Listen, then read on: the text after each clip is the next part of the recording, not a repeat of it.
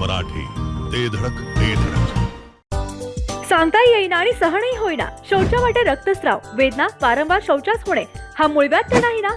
मिळवा कायमचा आराम, तोही एका दिवसात, वेदना रहित, विना टाका. मूळव्याधीवर औषधोपचाराबरोबर लेझर व इंजेक्शनची खास सुविधा देणारे विट्यातील पहिलेच हॉस्पिटल डॉक्टर बनगर यांचे मूळव्याध स्पेशालिटी हॉस्पिटल, अनुराज हॉस्पिटल शेजारी, एससी स्टँडच्या बाजूला, खानापूर रोड, विटा. पंचकर्म करा आणि संपूर्ण स्वास्थ्य मिळवा.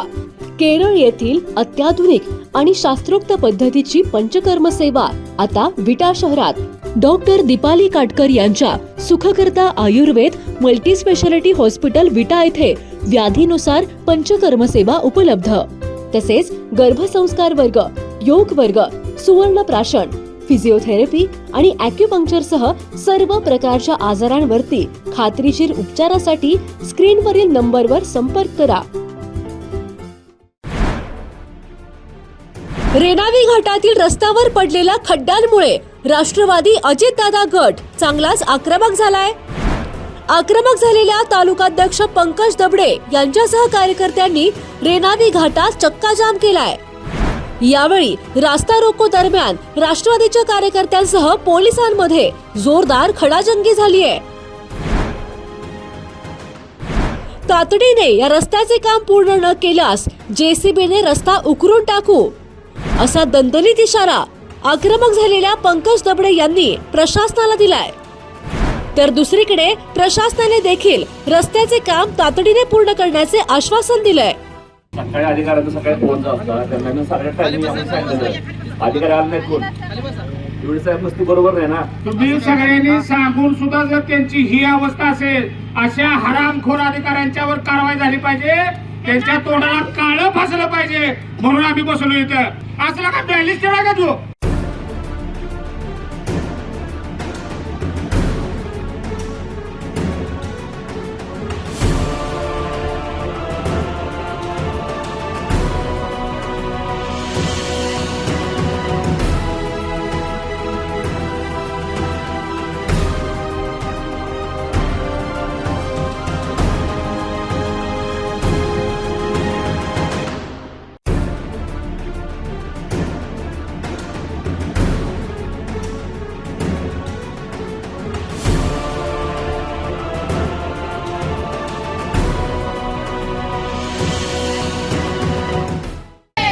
सिद्ध घाटातील रस्त्याची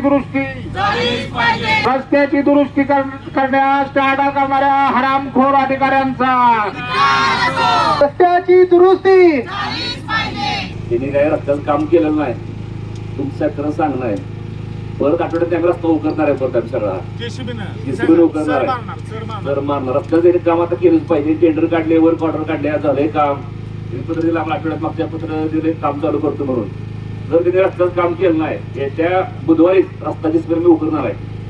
कारण या साहेबांना काय केंद्र नाही. साहेबांनी सकाळी 11:30 तिथे यायला पाहिजे होतं त्यावेळी. साहेबांना नाही. जर काही घटना घडली, कोण गाडीवर पडला, हातपाय मोडला, कोण मयत झाला, याला कोण जबाबदार? कशाकडेच काय केंद्र नाही. तिथले जे लोक त्यांना सुद्धा केंद्र नाही. काय त्यांनी तर ह्याची फलातून त्यांनी ते काम करून घ्यायला पाहिजे होतं. कराडच्या घाटातलं काम झालं, त्या घाटातलं काम काय झालं ना आतापर्यंत पूर्ण. तिथल्या लोकांच्या ज्या अडचणी आहेत त्यासाठी तर कोणीही काही बघत नाही.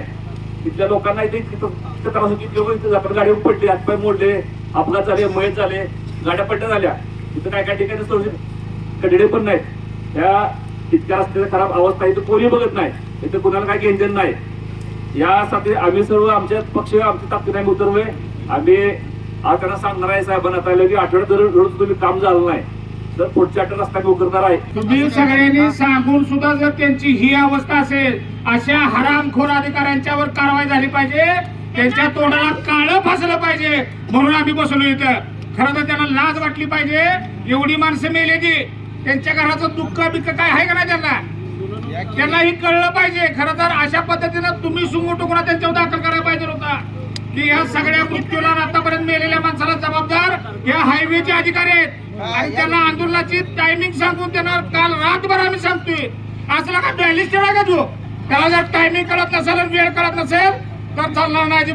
अजिबात चालणार नाही. असलं सगळं माहित आहे मला. आमचं एवढंच म्हणणं आहे, त्यांनी टायमिंगला वेळ महत्वाचे आहे. एखाद्याच्या आयुष्यावर आलेली वेळ, जीवनावर आलेली वेळ ही सुद्धा बघितली पाहिजे. आम्ही बसलोय, आम्ही लोकशाही मार्गाने आणि शांततेत इथं बसलोय. आम्ही कुठल्या गाडीला कुणाला नावं ठेवून नाहीत, कुठल्या गाडीला मागं सर पुढं सर, कुठल्या गाडीवर दगडफेक, कुठल्या गाडीला काय, कुणाला अर्वाच्य शिवीगाळ अजिबात काय केलेलं नाही. लोकशाही मार्गाने आमचं आंदोलन चालू आहे. आमचं एवढंच म्हणणं आहे, जे अधिकारी आहेत त्यांनी काय नियोजन केलं या रस्त्याचं, ते इथं सगळी माणसं रोज येणार जाणारी मंडळी एकदा त्यांना कळू द्या की त्यांनी काय केलंय. तिथं भरलेल्या गाड्या सुद्धा भरून गेल्या त्यांनी खडीच्या. आपल्या सगळ्याला माहित असेल. आम्हाला काल सांगितलं म्हटले मुरुम तू गाड्या तू पंकज भैया, आणि आज आम्ही म्हटले रोड आणून सगळा रस्ता पॅचअप करून घेतोय. खडा सुद्धा आला नाही इथे. तुम्हाला बसवायचं, आम्हाला इथं येऊ द्या ना. आमचं एवढंच मत आहे की इथं येऊ द्या. आमचं एवढंच मत आहे की इथं येऊ द्या. ह्या लोकांची मागणी आहे. लोकांना फक्त त्यांनी सांगू द्या 2 मिनिटात काय चाललं, त्याला पायाला काय त्रास होईल थोडा, त्यांनी येऊ द्या इथं. या लोकांच्या भावना समजून घ्या, लोकांचं म्हणणं काय समजून घ्या. सकाळी अधिकाऱ्यांना सकाळी फोन असतात, त्यांना सगळ्या टायमिंग सांगितलं. अधिकारी आले नाहीत कोण. एवढी साहेब मस्ती बरोबर नाही ना, त्यांना सगळं माहिती त्यांचा फोन आला का आम्हाला. अकरापर्यंत त्यांना आम्हाला फोन करायला वेळ आहे, आम्हाला आंदोलन थांबवा वगैरे, पण त्यांना त्या गोष्टीचं गांभीर्य पाहिजे की नाही, की बाबा आलं पाहिजे. दुरुस्ती करायचं, नवीन आहे का साहेब, नवीन रस्ता करायला मंजुरी लागणार आहे.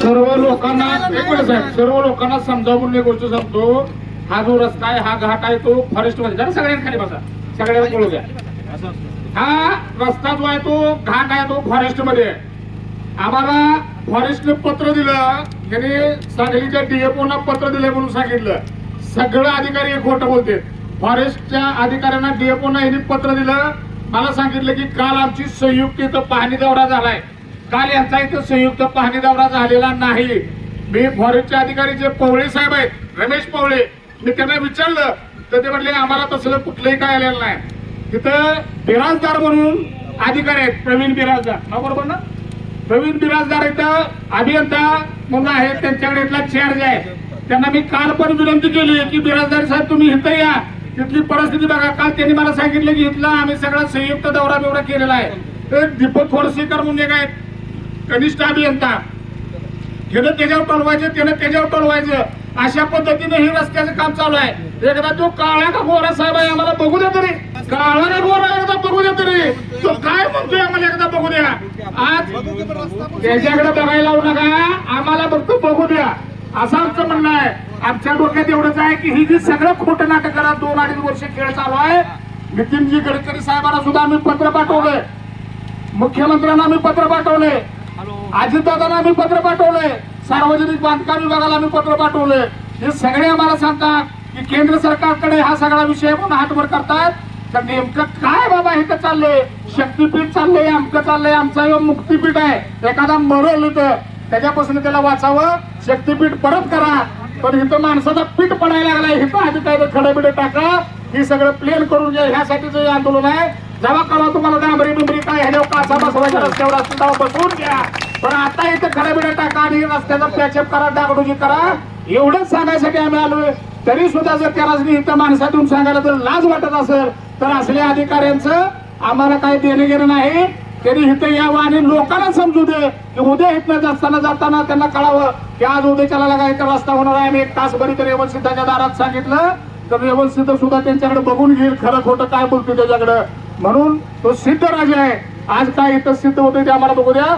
अधिकाऱ्यांच्या मनावर इथं या आणि 2 मिनिटात विषय संपवा. आम्हाला कोणाला त्रास देण्याच्या आम्ही हेतून बसलेलो नाही. आम्हाला पण बायका पोरायची, आमची पण माणसं येतात जातात रस्त्यावरून, सगळे आमच्या कुटुंबातली सगळी लोक आहेत, ह्या भागातली सगळी लोक आहेत.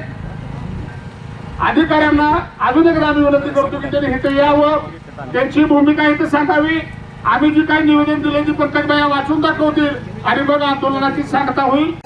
गावरान परंपरेच्या स्वादाला घरगुती मायेचा स्पर्श आणि घाण्यावरील शुद्ध तेलाची हमी, विविध मसाले,